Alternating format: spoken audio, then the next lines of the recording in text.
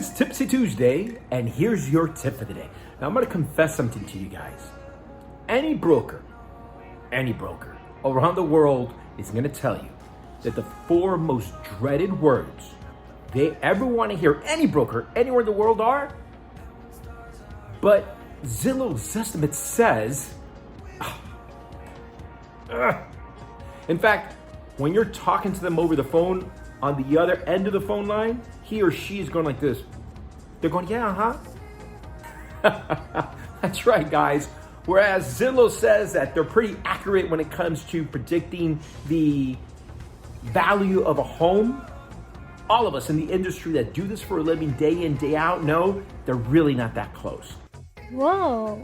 Now, Zillow claims that their nationwide median error rate is only 2.4%. Now, I know you're saying, wow, that's actually really good. Now, let's use a little logic here. If it was really that low, think about it this way.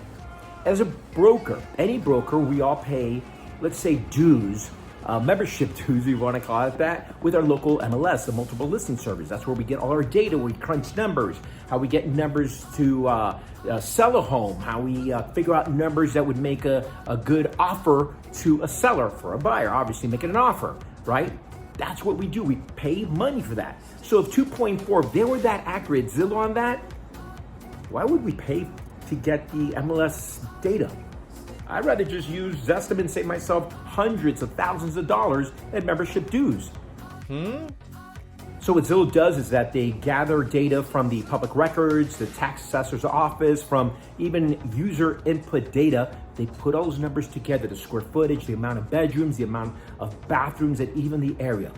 Mix it all together, and they pull out the Zestimate. Now, the most important thing that they don't do, and they don't take in consideration, is the market demand. Now, here's what I mean. Okay, let's get 4 homes, okay?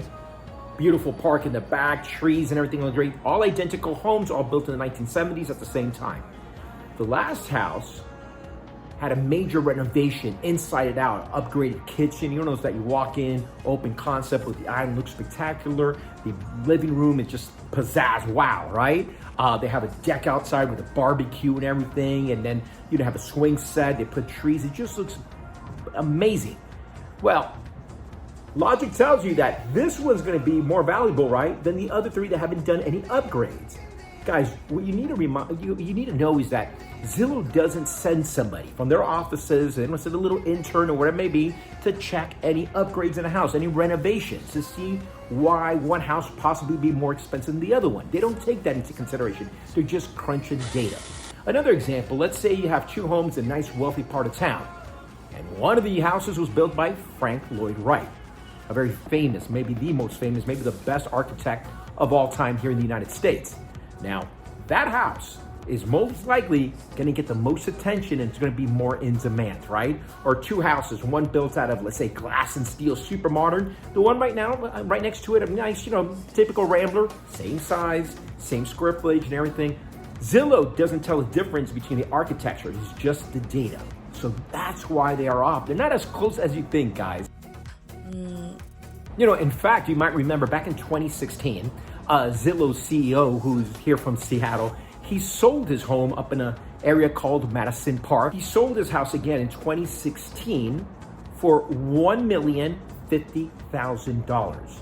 The very next day, his own algorithm, his own software, his own company on Zillow, the Zestimate, valued his home at $1,750,000. Guys, that's, if you want to do the quick math, that's a 40% error. Oh gosh.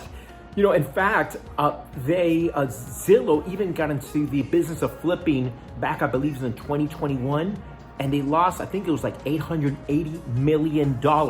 So if their data and all their algorithms and everything is correct, how do you lose almost $1 billion?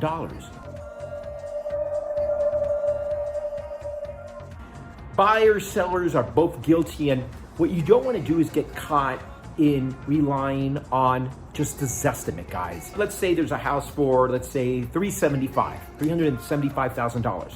but the estimate's saying it's really only worth $340,000. Okay? Now, if you wait for that $340,000, right, you're going to say, I'm going to wait the price because that's what Zillow says it's worth. Well, if the demand for the house with the comps, with the market is dictating, is it really worth $375,000? It's not going to drop because somebody's going to pay the $375,000, especially in the type of markets that we have here, let's say in Seattle, where we only have 1.5 months worth of inventory. People are going to fight for that. Nobody's going to wait because they're going to say, well, I'd rather just take it now, maybe lose $10,000, but make it up down the road and get in return maybe tenfold, right? Now this applies to sellers also. And this is a good example. Several months ago, I went to go look at a home with one of my buyers, and the house was listed for, I believe it was $425,000, right? During the comps, it was way too high. We knew why it had been on the market that long, 40 days. My buyer passed. Later on, I had another buyer that came along and said, you know what? I think I like that house. And I go, I've shown that house. Now it's been on the market over 80 days, and they had dropped it from, again, 425 to, I believe, 410, I think it is. The comps, however, the comps suggest that the house, three very good comps say that the house is really valued at $385. Now, I was curious why the price hadn't dropped, and now it's been, again, I think it was 93 days on the market. I was curious why it hadn't dropped that much, so I went on Zillow. Lo and behold, the Zestimate for that house was at 410. I'll guarantee you the sellers of the house looked at that and said, you know what, honey, this is the number that we have to stick to because this is what Zestimate says. Meanwhile, the market continues to drop a bit, and now they're gonna have to chase the market and sell for a lot less, which they're not gonna do. Most likely they're gonna wait it out and sell it maybe a year from now, but you are taking a chance because we don't know what the market's gonna do a year from today. So guys, the most important thing here is trust your broker. No, this is what your broker does for a living. They don't pay these MLS dues for nothing, just to throw money away. They sit there hour after hour, just kind of calculating, going to open houses, kind of comparing, okay, I see this one, the one 3 blocks away doesn't have that. And that's what we do. The most important thing, guys, again, is your broker.